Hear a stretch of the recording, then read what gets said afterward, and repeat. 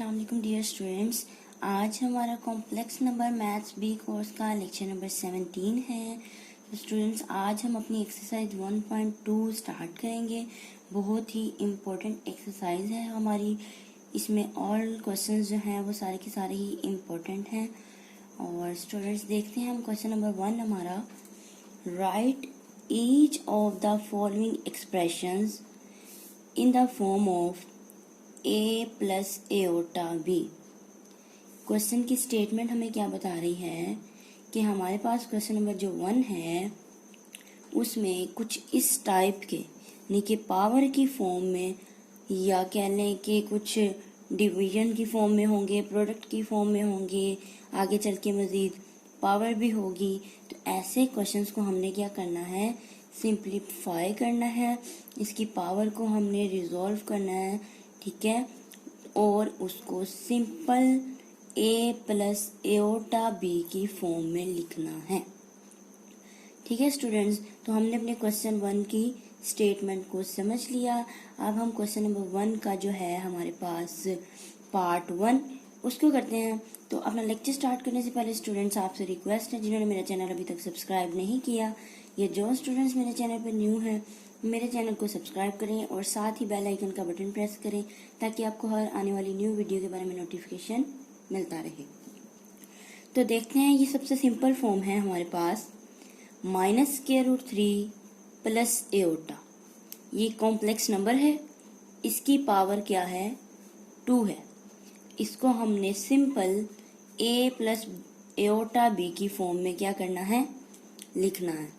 तो देखते हैं, सिंपली हमें पता है a plus b whole square का क्या फार्मूला होता है।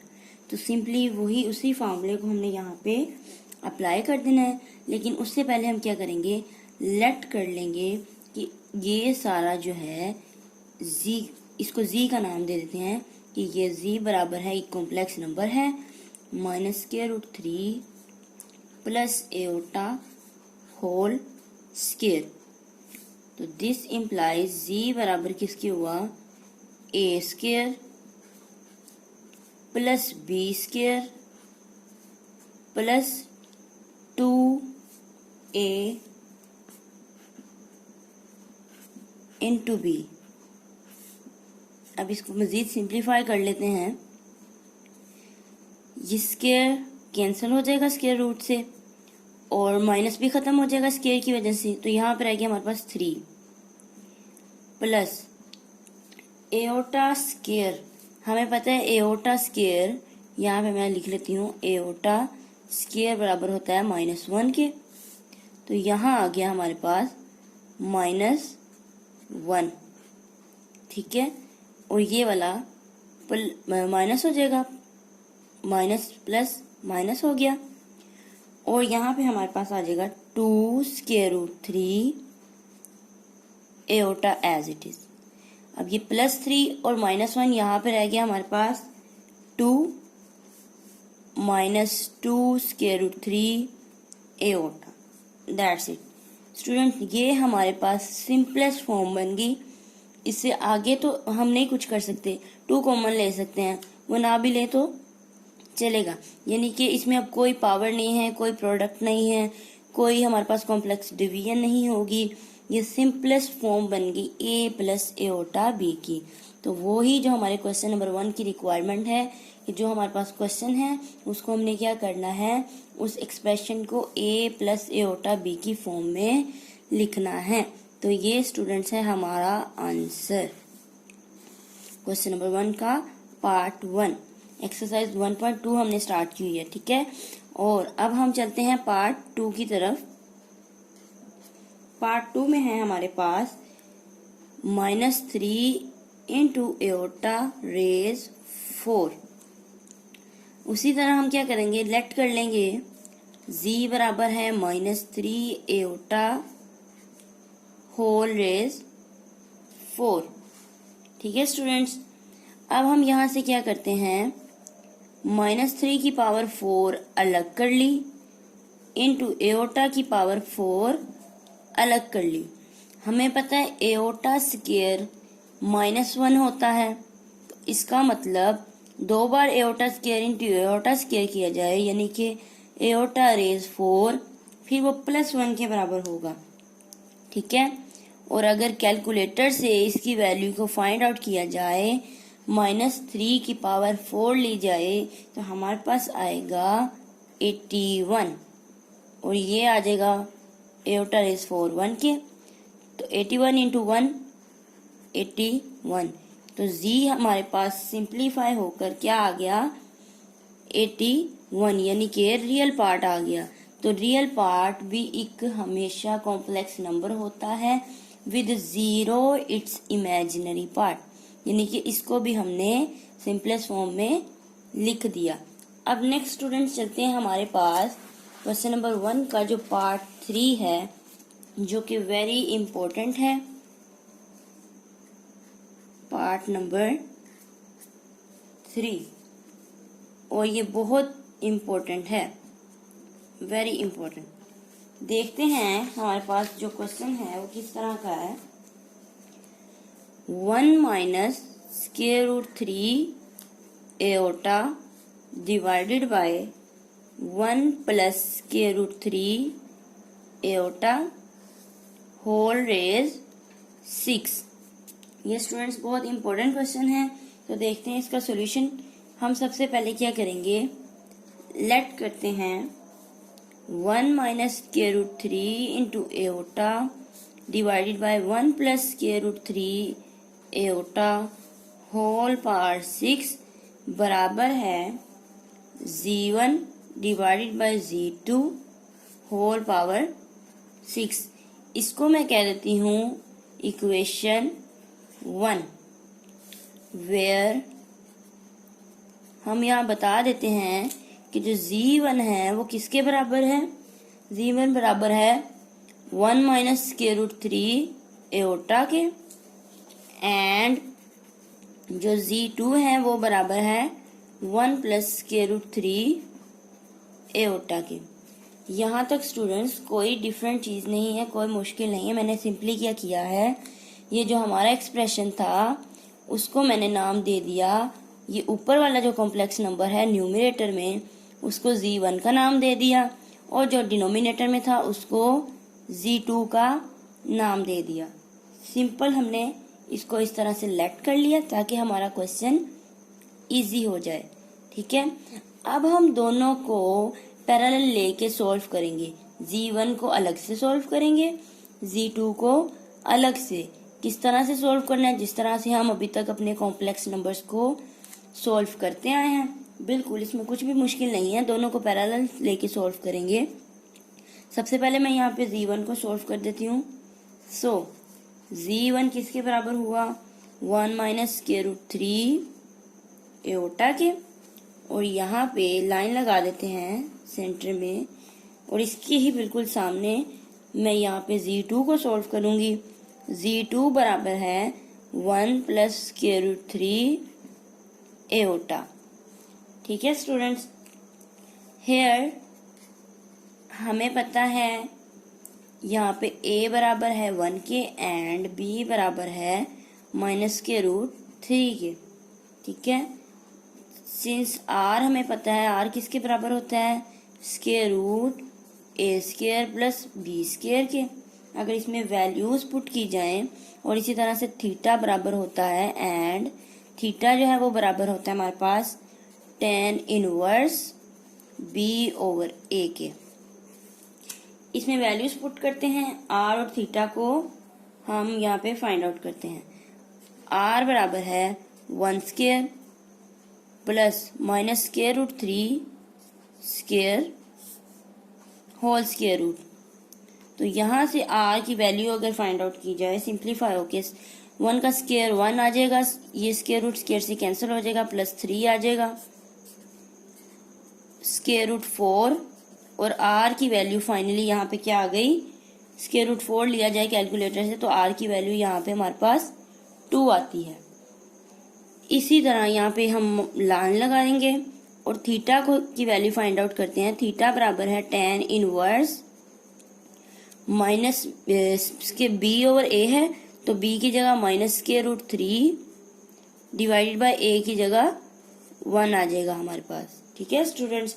दिस इम्प्लाइज, अगर कैलकुलेटर से इस वैल्यू को फाइंड आउट किया जाए tan इनवर्स स्क्वायर रूट 3, तो वो tan इनवर्स स्क्वायर रूट 3 किसके बराबर होगा, π/3 पर।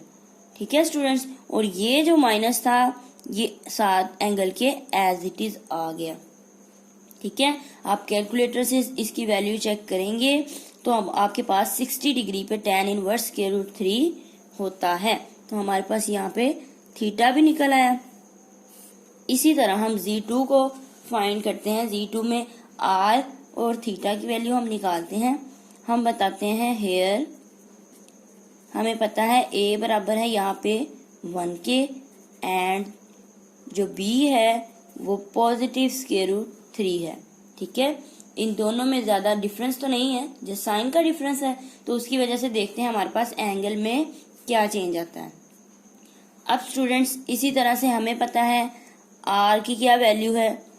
सिंस R जो फार्मूला होता है, R का फार्मूला होता है रियल पार्ट का स्क्वायर प्लस इमेजिनरी पार्ट का स्क्वायर होल स्क्वायर रूट, यानी A square plus B square square root, and जो थीटा है वो बराबर है tan इनवर्स B/A के। अब सिंपली इसमें वैल्यूज को हम पुट कर देते हैं। R की वैल्यू पहले पुट करें तो 1 प्लस स्क्वायर रूट 3 का स्क्वायर होल स्क्वायर रूट, तो दिस इम्प्लाइज यहाँ से R हमारे पास जो आता है वो 2 आता है सिंप्लीफाई होके। ठीक है, अभी हमने यहाँ पे किया भी है, तो ये R की वैल्यू क्या आएगी, यहाँ पे सेम आएगी। इस तरह से हम यहाँ पे लाइन लगा लेते हैं। और थीटा की वैल्यू को अगर देखा जाए, थीटा बराबर है tan inverse square root 3/1, B/A की वैल्यू पुट कर दी, तो सेम वैल्यू है हमारे पास जैसा कि अभी हमने यहाँ पे भी किया। जस्ट पॉजिटिव और नेगेटिव एंगल का फर्क है, वो नेगेटिव था तो एंगल हमारे पास नेगेटिव आया। अब ये भी 60 डिग्री ही आएगा, लेकिन हमारे पास क्या होगा, पॉजिटिव में होगा, पॉजिटिव π/3। हमने स्टूडेंट सिंपली क्या किया इस क्वेश्चंस में कि हमने लेफ्ट कर लिया, अपने कॉम्प्लेक्स नंबर को नाम दे दिया। ठीक है, जिस फॉर्म का हमारी एक्सप्रेशन था उसी एक्सप्रेशन में हमने क्या किया, नाम दे दिया Z1 divided by Z2 whole power 6, और हमने बता दिया कि Z1 को हमने किसके बराबर लेट किया है, 1 माइनस स्क्वायर रूट 3 एओटा के, और Z2 को जो हमने लेट किया है 1 प्लस स्क्वायर रूट 3 एओटा के। ठीक है स्टूडेंट, और फिर दोनों को हमने पैरेलल सॉल्व किया। किस तरह से, अब हमने इसकी पोलर फॉर्म बनानी है। ठीक है, पोलर फॉर्म बनाएंगे, देन उसको सिंप्लीफाई करेंगे। वो किस तरह से, आगे नेक्स्ट चलते हैं। सबसे पहले स्टूडेंट्स अब हम यहाँ पे आर्गन डायाग्राम बनाएंगे, जो हमने आर्गन डायाग्राम का कॉन्सेप्ट सीखा था। अब हम देखते हैं कि क्या हमारा एंगल जो हमने निकाला है वो यही है एंगल हमारा। ठीक है, तो हम आर्गन डायाग्राम दोनों के लिए बनाएंगे। आर्गन डायाग्राम, सबसे पहले यहाँ पे लाइन लगा लेते हैं हम। तो Z1 और Z2 दोनों के लिए अगर आर्गन डायाग्राम बनाई जाए, सबसे पहले मैं Z1 के लिए आर्गन डायाग्राम यहाँ पे बनाती हूँ। आर्गन डायाग्राम का स्टूडेंट्स जिन्होंने मेरे कॉम्प्लेक्स नंबर के लेक्चर्स लिए हैं तो उनको तो ये कॉन्सेप्ट क्लियर होना चाहिए कि आर्गन डायाग्राम क्या होती है। अब देखें स्टूडेंट्स, हमारे पास जो x है वो पॉजिटिव हो और y जो है वो नेगेटिव हो, तो हमारा फोर्थ क्वाड्रेंट बनेगा ना। हमारा जो कॉम्प्लेक्स नंबर होगा वो फोर्थ क्वाड्रेंट में लाई करेगा। ठीक है, कैसे पता चला, क्योंकि जो हमारा x है वो पॉजिटिव है और y जो है वो नेगेटिव है। तो x पॉजिटिव हो y नेगेटिव हो तो हमारे पास फोर्थ क्वाड्रेंट हुआ। इसी तरह से r जो है हमारे पास r2 के बराबर है। ठीक है, r भी लेंथ जो है हमारे पास यहाँ कहीं पे आ रहा है। इसी तरह अब अगर एंगल की बात की जाए, हमारे पास जो एंगल आया है वो नेगेटिव 60 डिग्री है।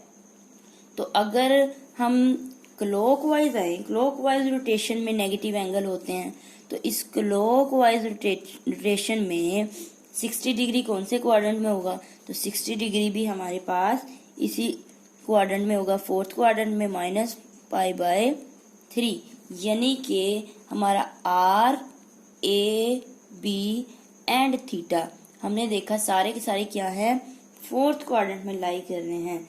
तो हेंस जो इसकी पोलर फॉर्म होगी Z1 की वो क्या होगी, hence polar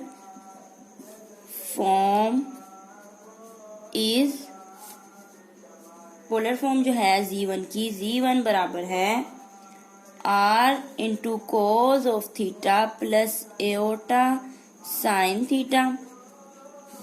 this implies Z1 बराबर है 2 into cos of -π/3 plus iota sine -π/3। ये हमारे पास Z1 की क्या आ गई स्टूडेंट्स, पोलर फॉर्म। इसी तरह से हमने क्या करना है, आर्गन डायग्राम बनानी है अपने Z2 के लिए।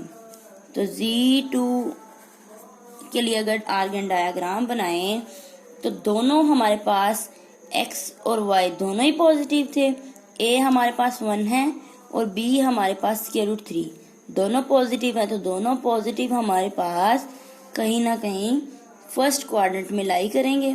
तो हमारा जो कॉम्प्लेक्स नंबर होगा z बराबर है 1 इंटू, ये जो है इसको ऑर्डर्ड पेयर की फॉर्म में भी लिख सकते हैं कॉम्प्लेक्स नंबर को, 1 एंड √3। हमारा जो कॉम्प्लेक्स नंबर होगा वो फिर फर्स्ट क्वाड्रेंट में लाई करेगा। और r की वैल्यू 2i है, वो भी फर्स्ट क्वाड्रेंट में है। और पॉजिटिव 60 डिग्री यानी कि एंटी क्लॉकवाइज रोटेशन में जाएं तो पॉजिटिव 60 डिग्री फिर फर्स्ट क्वाड्रेंट में होगा। इससे भी हमारे पास क्या शो हो रहा है कि हमारे पास ए, बी, थीटा और आर सब सारे के सारे आर्गन डायग्राम में फर्स्ट क्वाड्रेंट में लाई कर रहे हैं। तो हेंस जो हमारे पास है पोलर फॉर्म किसकी, Z2 की, hence polar form of Z2, polar form of Z2 वो क्या होगी, R की जगह क्या आ गया हमारे पास 2 into cos of theta, theta जो हमारे पास निकला है π/3 प्लस एओटा साइन π/3। तो ये स्टूडेंट्स हमारे पास अभी तो हमने पोलर फॉर्म जो है Z1 की और Z2 की फाइंड आउट कर ली। अब हमने क्या करना है, जो हमारी इक्वेशन 1 थी, ये स्टूडेंट्स हमारी जो इक्वेशन 1 है इसमें हमने अपनी Z1 और Z2 की क्या करनी है, वैल्यू पुट करनी है। तो देखें, substituting values in equation 1, substituting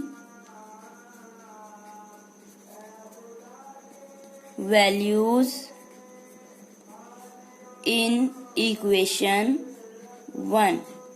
equation 1 हमारे पास क्या थी, therefore equation 1 implies 1 minus √3 aorta divided by 1 plus √3 aorta whole power 6 बराबर किसके है, Z1 डिवाइडेड बाय Z2। तो अब Z1 की जो वैल्यू है वो यहाँ पे न्यूमरेटर में आ जाएगी।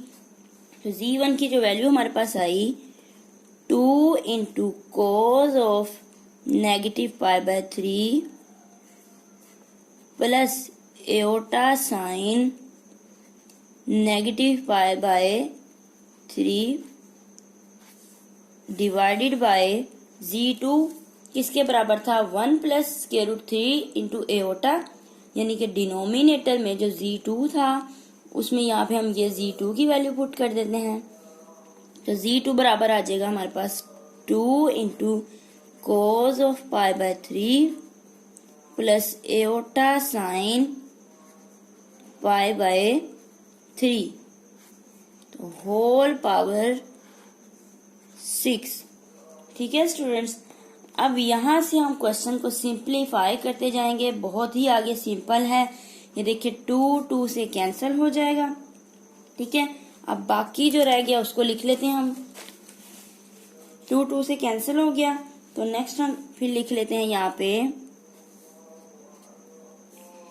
cos of -π/3 plus iota sine -π/3 divided by cos of π/3 plus iota sine π/3 whole power 6। अब स्टूडेंट्स, हमने अपने लेक्चर नंबर 16 में ये पावर के लिए एक थ्योरम हमने सीखा था, डी मोइवरीज थ्योरम। लेकिन खैर अभी ये थ्योरम अप्लाई नहीं करेंगे सबसे पहले, क्योंकि थ्योरम कब हमने अप्लाई करना है, जब हमारे पास एक कॉम्प्लेक्स नंबर होगा, सिंपल फॉर्म में होगा, फिर हम इस थ्योरम को अप्लाई करेंगे और देखेंगे कि इस तरह से अप्लाई करना है। तो सबसे पहले ये जो है हमारे पास क्वोशंट की फॉर्म में है, ठीक है। तो इसका क्वोशंट रूल हम अप्लाई करेंगे कॉम्प्लेक्स नंबर के लिए। स्टूडेंट्स, जो हमने क्वोशंट रूल सीखा उसको अप्लाई करेंगे। तो मैं यहाँ पे लिखती हूँ using quotient rule. Quotient rule अगर यहाँ पे अप्लाई किया जाए तो क्वोशंट रूल में हमने जो रिजल्ट सीखा था कि नीचे वाला जो एंगल होता है, डिनोमिनेटर का जो एंगल होता है, वो ऊपर जाके क्या हो जाएगा, माइनस हो जाएगा। तो इसको सिंपल फॉर्म में किस तरह से हम फिर लिखेंगे, cos ऑफ -π/3, ये वाला एज इट इज। अब जो डिनोमिनेटर का एंगल है π/3, वो ऊपर न्यूमिनेटर में जाके क्या होगा, माइनस हो जाएगा, -π/3 प्लस एओटा साइन -π/3, और ये जो नीचे एंगल है ये जाके ऊपर सब्ट्रैक्ट होगा, तो -π/3 होल पावर 6। मजीद इसको सिंप्लीफाई करें एंगल को, तो ये एंगल हमारे पास 2 टाइम हो जाएगा, cos of -2 time π/3 plus iota sine -2 time π/3 और होल पावर 6 आ गई। अब स्टूडेंट्स, हमारे पास ये कॉम्प्लेक्स नंबर सिंपल फॉर्म में आ गया। अब हम डी मोइवरीज थ्योरम को यूज करते हुए इस पावर को क्या करेंगे, एंगल में ले जाएंगे। लेक्चर नंबर 16 में हमने डी मोइवरीज थ्योरम के बारे में डिटेल में डिस्कस किया था कि ये पावर जो है किस तरह से by De Moivre's theorem angle में चली जाती है। तो यहाँ पे मैं लिखूंगी यूजिंग डी मोइवरीज थ्योरम।